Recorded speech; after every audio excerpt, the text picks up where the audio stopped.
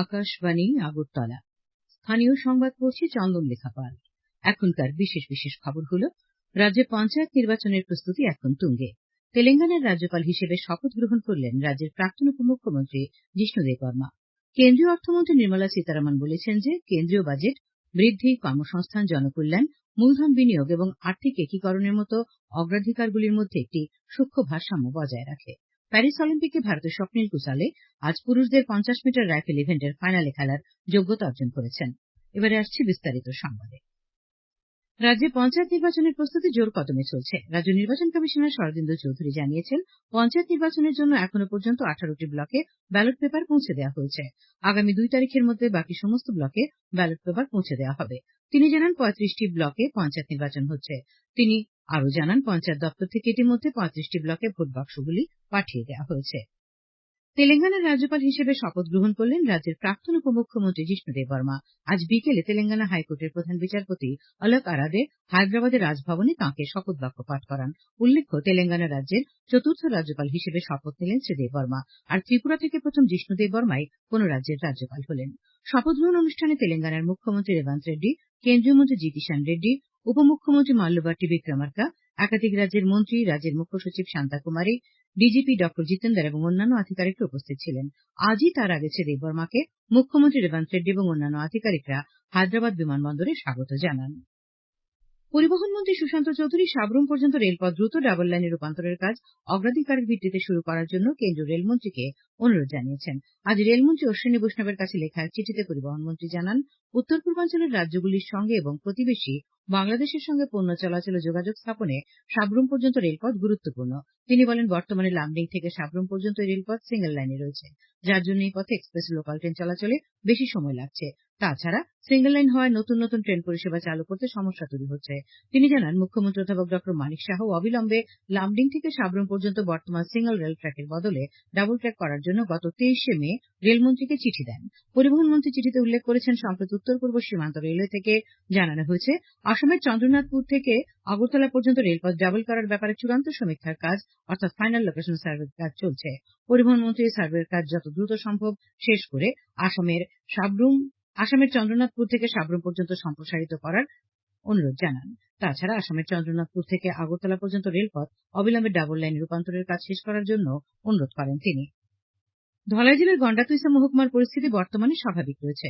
গন্ডাতুইসার মহকুমা শাসক চন্দ্রজয় রিয়াং জানান, এখন মহকুমা জুড়ে শান্তিপূর্ণ পরিস্থিতি রয়েছে।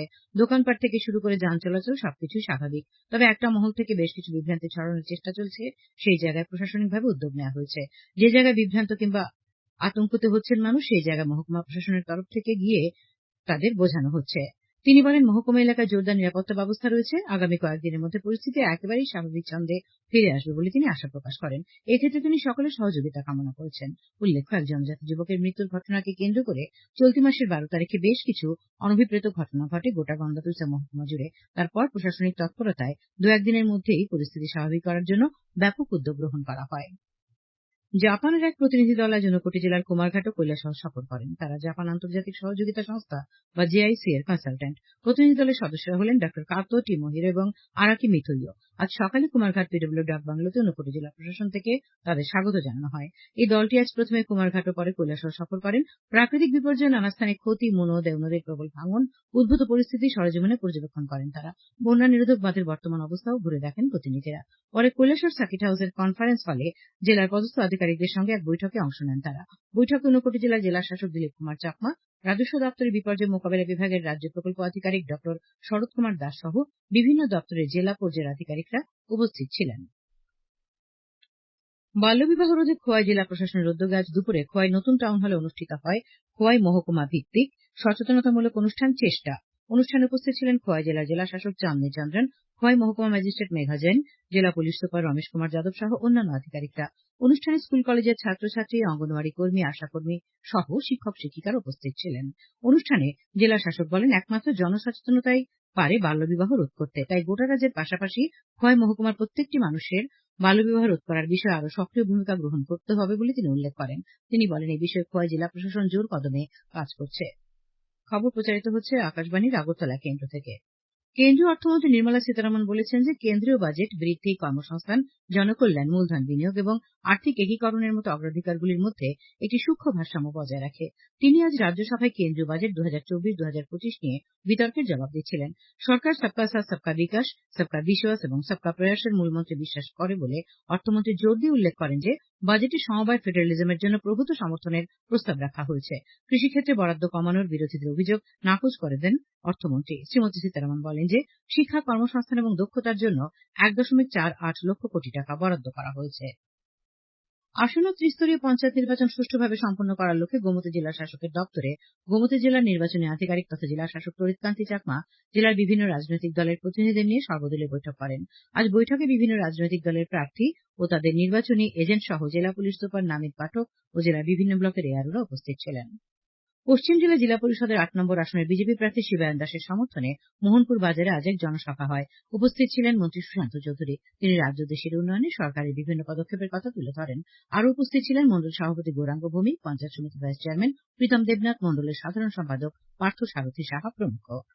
আসন্ন ত্রিস্তরীয় পঞ্চায়েত নির্বাচনে সোনামুড়া মহকুমার সিপাহীজলা জিলা পরিষদের 8 নম্বর আসনের বিজেপি প্রার্থী জওহরলাল ঘোষ বাড়ি বাড়ি আজ প্রচার করেন। তার সঙ্গে ছিলেন বিজেপি নলছর মন্ডলের সভাপতি শিবু পাল, দলীয় নেতা তপন নন্দী প্রমুখ। নলছর ব্লকের পূর্ব দুর্লভনারায়ণ গ্রাম পঞ্চায়েতের গর্জনটিলা, জগন্নাথবাড়ি, তুলজিলিং প্রভৃতি এলাকায় ভোট প্রচার করেন তিনি। আজ কাঠালিয়া ব্লকের কালাপানিয়া গ্রাম পঞ্চায়েতের শালখেত, চান্দ্রাইবাড়ি, রাজবাড়ি প্রভৃতি এলাকায় বাড়ি বাড়ি ভোট প্রচার করেছেন সিপাহীজলা জিলা পরিষদের ইন্ডি জোটের কংগ্রেস প্রার্থী শাহেদা বেগম এবং কাঠালিয়া পঞ্চায়েত সমিতির সিপিআইএম প্রার্থী নূর নাহার বেগম। এই প্রচারাভিযানে অংশ নেন সোনামুড়া বিধানসভা কেন্দ্রের বিধায়ক শ্যামল চক্রবর্তী, কংগ্রেস নেতা ধ্রুবলাল চৌধুরী, বাবুল মুইশান প্রমুখ। খোয়াই জেলা পরিষদের 4 নম্বর আসনের প্রার্থী অপর্ণা সিংহ রায় এবং পঞ্চায়েত সমিতির 5 নম্বর আসনের প্রার্থী নিশা রানী সরকারের সমর্থনে আজ উত্তর সিন্দিছড়া পঞ্চায়েত মাঠে নির্বাচনী সমাবেশ অনুষ্ঠিত হয়।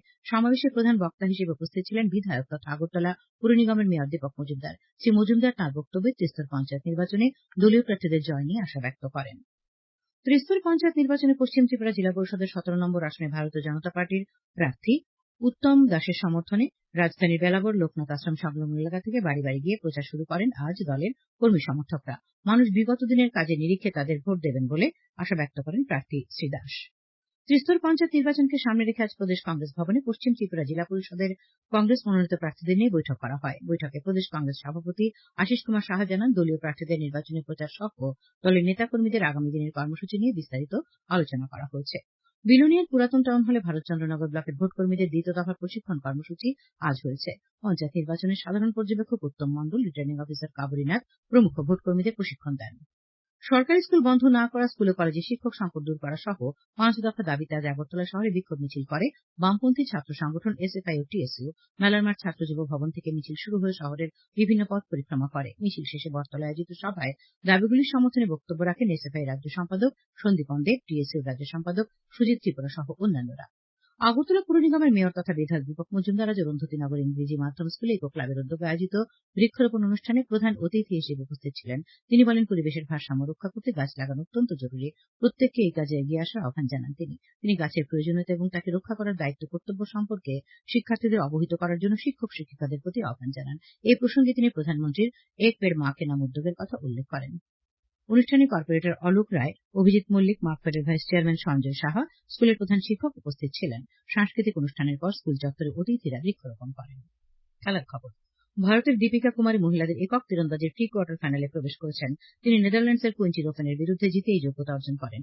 মহিলাদের বক্সিং 75 কেজি বিভাগে ভারতের লাভলিনা বরগোহাই নরওয়ের সুনিভা হফস্ট্যান্ডের বিরুদ্ধে জয়লাভ করে কোয়ার্টার ফাইনালে প্রবেশ করেছেন। ব্যাডমিন্টনে মহিলাদের একক গ্রুপ এম ম্যাচে এস্তোনিয়ার ক্রিস্টিন ক্রুবার বিরুদ্ধে ভারতের পিভি সিন্ধু আজ জয়লাভ করেন। ব্যাডমিন্টনে পুরুষদের একক গ্রুপ ম্যাচে ইন্দোনেশিয়ার জোনাথন ক্রিস্টির বিরুদ্ধে ভারতের লক্ষ্য সেন জিতেছেন। ভারতের সৃজা আকুলা আজ তার জন্মদিনে টেবিল টেনিসে মহিলাদের একক ম্যাচে সিঙ্গাপুরের জেন জিয়ানের বিরুদ্ধে জিতেছেন। মহিলাদের একক টেবিল টেনিসে মনিকা বাত্রা জাপানের মিও হিরোনোকে হারিয়ে প্রি কোয়ার্টার ফাইনালে উঠেছেন। এই 3 খেলোয়াড়ই শেষ 16তে পৌঁছে গেলেন। ভারতের স্বপ্নিল কুশল আজ পুরুষদের 50 মিটার রাইফেল ইভেন্টের ফাইনাল খেলার যোগ্যতা অর্জন করেছেন। আসামে অনুষ্ঠিত জাতীয় জুনিয়র ফুটবল আজ গুজরাটের বিরুদ্ধে 5-3 গোলে পরাজিত হয়েছে ত্রিপুরা দল। নুরুল আমিন স্টেডিয়ামে আয়োজিত এই ম্যাচে প্রথমার্ধে ত্রিপুরা দল 3-2 গোলে এগিয়ে ছিল। দ্বিতীয়ার্ধের মাঝামাঝি সময়ে সুসময় জমাতে লাল কার্ড দেখে এবং মাঠ ছাড়তেই ভেঙে পড়ে ত্রিপুরা ফুটবলাররা। 10 জনের বিপক্ষের আক্রমণ রুখতে হিমশিম খেয়ে যায়। ত্রিপুরার পক্ষে অমরজিৎ দেববর্মা 2টি এবং পহর জমাতে 1টি গোল করে। 4 আগস্ট ত্রিপুরার তৃতীয় প্রতিপক্ষ উত্তরাখণ্ড। আবহাওয়া। আগামীকাল আকাশ সাধারণত মেঘাচ্ছন্ন থাকবে। রাজ্যের সব জেলায় বজ্রবিদ্যুৎ সহ বৃষ্টিপাতের সতর্কবার্তা জারি করা হয়েছে। এছাড়া গোমতী, ধলাই, খোয়াই এবং দক্ষিণ জেলায় বিক্ষিপ্তভাবে ভারী বৃষ্টিপাতের সতর্কবার্তা রয়েছে। আগামীকাল তাপমাত্রা সর্বোচ্চ 30°C এবং সর্বনিম্ন 27°C কাছাকাছি থাকবে। শেষ করার আগে খবরের বিশেষ বিশেষ অংশগুলি আরেকবার। রাজ্যে পঞ্চায়েত নির্বাচনের প্রস্তুতি জোর কদমে চলছে। তেলেঙ্গানায় রাজ্যপাল হিসেবে শপথ নিলেন রাজ্যের প্রাক্তন উপমুখ্যমন্ত্রী জিষ্ণুদেব বর্মা। কেন্দ্রীয় অর্থমন্ত্রী নির্মলা সীতারমণ বলেছেন যে কেন্দ্রীয় বাজেট বৃদ্ধি, কর্মসংস্থান, জনকল্যাণ, মূলধন বিনিয়োগ এবং আর্থিক এগীকরণের মতো অগ্রাধিকারগুলির মধ্যে একটি সূক্ষ্ম ভারসাম্য বজায় রাখে। প্যারিস অলিম্পিকে ভারতের স্বপ্নের কুশালে আজ পুরুষদের 50 মিটার রাইফেল ইভেন্টের ফাইনালে খেলার যোগ্যতা অর্জন করেছেন। স্থানীয় সংবাদ আজকের মতো এখানেই শেষ হলো।